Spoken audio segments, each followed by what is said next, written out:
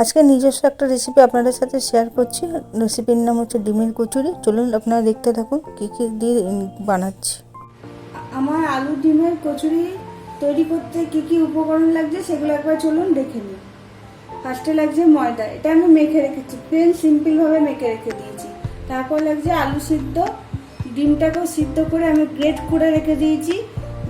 এখানে লাগছে পেঁয়াজ আর লঙ্কা কুচি, লাগছে কারি পাতা, আর মশলার মধ্যে আমি দিচ্ছি জিরে গুঁড়ো, কিছুটা গোলমরিচ গুঁড়ো, অল্প একটুখানি হলুদ গুঁড়ো, আর একটুখানি লাগছে আমি ভাজা মশলা রেখে দিয়েছি।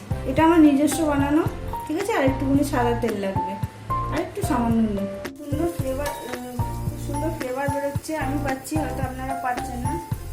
আলু ডিম পেঁয়াজ দিয়ে অনেক রকম রেসিপি হয়, তাই এটা আমি নিজে ভাবলাম যে এই জিনিসটা দিয়ে বানিয়ে দেখি, এটা খুব ভালো হতে পারে। আমি বানিয়েছিলাম আগে একবার, খুব ভালো হয়েছিল। রেসিপিটার মধ্যে যে সমস্ত উপকরণ একসাথে মিক্স করে হালকা তেল দিয়ে একটু জাস্ট সটে করে দিচ্ছিলাম। সমস্ত উপকরণ অ্যাড করেছিলাম, সেই ক্লিপিংটা আমার কোনো কারণে ডিলিট হয়ে গেছে, সেই জন্য এটা আমি আনা হয়নি, সেই জন্য এইখান থেকে শুরু করলাম ভিডিওটা। এখানে আমি আমার পুরটাকে ঠান্ডা করে রেখে দিয়েছি। ময়দাটা মাখা ছিল, এমনি নর্মালি মেখে রেখে দিয়েছিলাম, কোনো কিচ্ছু দিনই অ্যাড করিনি, প্লেন যেমন আপনারা মাখেন সেটাকে আমি একটুখানি ঠাসবো।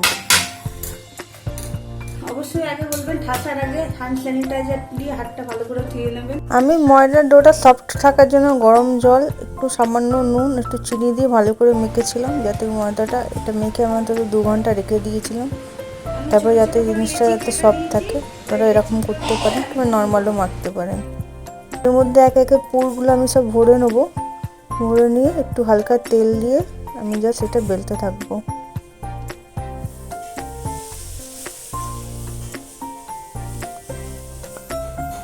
এরপর গরম তেলের মধ্যে একটা একটা করে ডিমের কচুরি দিয়ে দিতে হবে। এটা গরম গরম সসের সাথেও খাওয়া যেতে পারে, আলুর দম কিংবা কোনো তরকারির সাথেও খাওয়া যেতে পারে। দারুণ হয় জিনিসটা, অবশ্যই ট্রাই করে দেখবেন। ভালো লাগলে ভিডিওটা অবশ্যই লাইক শেয়ার করবেন। Thank you. আজকে ভিডিওটা দেখা